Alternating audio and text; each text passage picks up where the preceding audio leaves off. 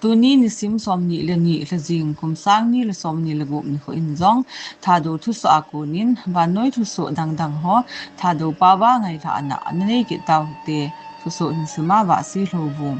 kinai pi naglen state na mi som khen do na bes year hi 1930 akon 1940 British Peru record ki bi a ki khen do hi chuchi je nga jong 1930 to 1940 sunga British ten to nga manza dia hin pui Nepal ho record sa kim 18 nan sor chun asein hi North Korea and Russia pan pi ding na sipai sangit le zangale drone unit phabek solu Ukraine intelligence 22 August 2026 Russia gama North Korea sipai sangit le zanga solu na amho chu Ukraine gamsung target thein ding le drone unit ho hi ve ti thu Ukraine defense intelligence wing pti head CNN in thong do North Korea force adon operator zali vel le general le demeanor sang khat vel ho chu Russia cruise zona umin hi North Korea and Russia koma KN-23 le KN-24 ballistic missile zong apin zal som nga thot lut tan zal som ni vel thot lut bediu a hi Russia Voronezh region North Korea sipai ho chu missile manga operation bol diu a hi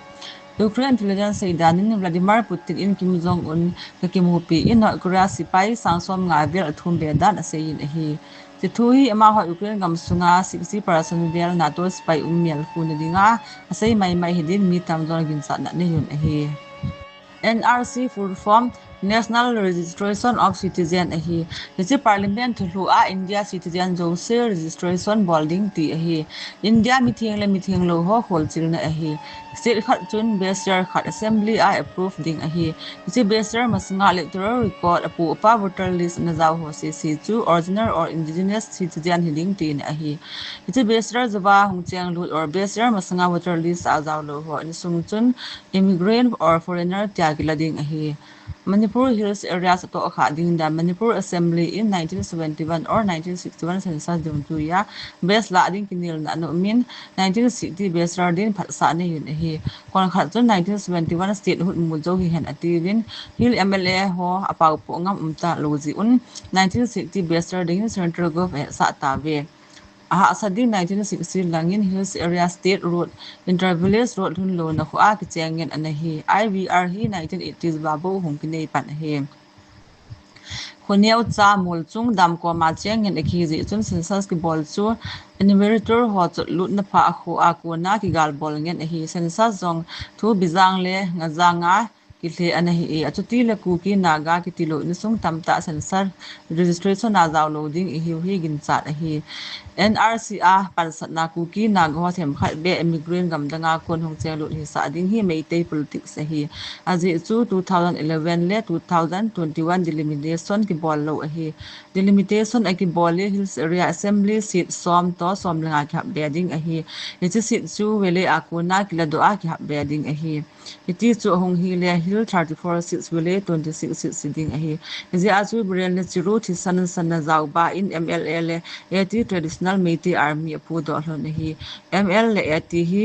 unlawful hi ne loadinga cultural organization hi ati hi zia chu NRC ki bol masangin census delimitation ki bol thei punte ta 2026 census bo chon dinga delhi ale ka tha thot jingu ki phin jingu hi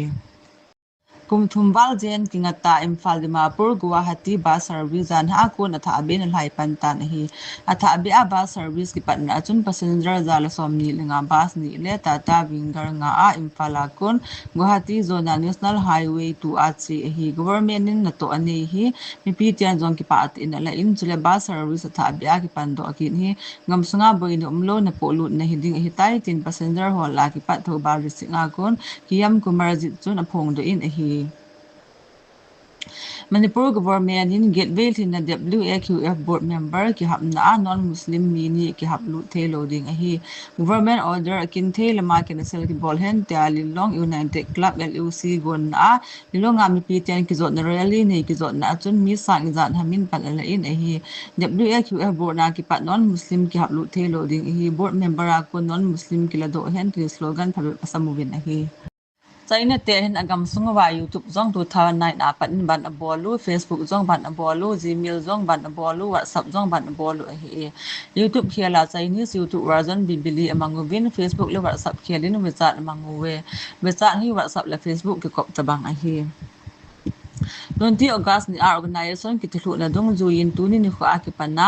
organization sungmi ko hi zong le na ki kha sa tuibong area sunga dak zu ho ki mat do ki le organization a ko na terminate hiding a hitai izo to hna mi tham dong ki man do om le achunga dal thing se ki che pi ding a hitai 24 August Monday a par 40 over sting no pa district highway ban a hi hits a chu respond ima lo le total sadang in injury kit ding a hi as the reason ting no pa district to lemori adia da autor hung ki sol ho a posting na mun wa tu ni chana a hung join lo ji o hichan chu hi tun a thu su ngai zo muntina Thadou thu su ngai zo sen bon chawin mangpha